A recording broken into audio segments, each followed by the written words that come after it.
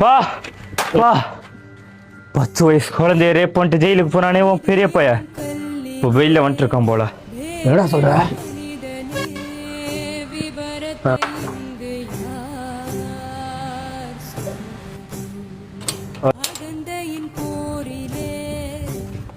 அப்பா, என்னப்பா, என்ன நல்லா இருக்கியா?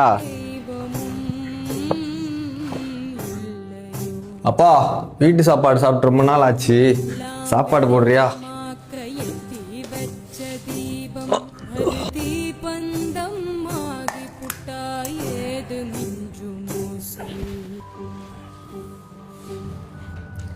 எப்பரா வெளியே விட்டாங்க? சின்ன குழந்தைய கற்பழிச்சு கொலை செஞ்சவனுக்கு பெயிலு, சின்ன சின்ன தப்பு செஞ்சவங்களுக்கு ஜெயிலு. இதெல்லாம் நம்ம நாட்டில் மட்டும்தாண்டா நடக்கும். இதுவே இன்னொரு நாடா இருந்தா இந்நேரம் அவனை தூக்கில் தொங்க விட்டுருப்பாங்க. என்னடா நாடுது?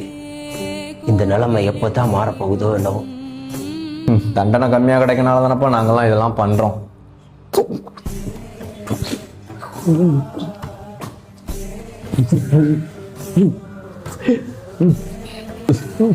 என்னை மன்னிச்சிருப்பா.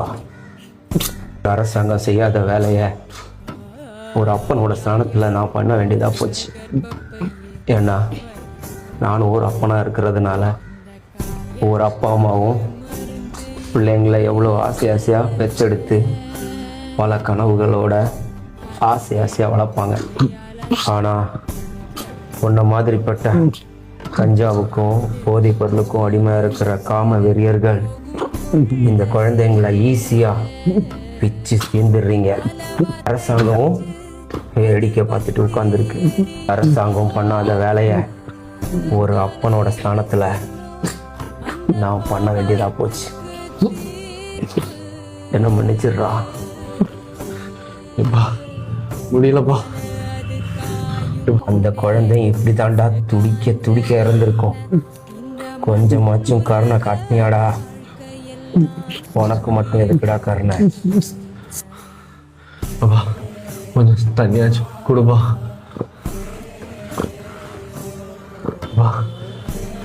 தண்ணியாச்சும் கொடுப்பா.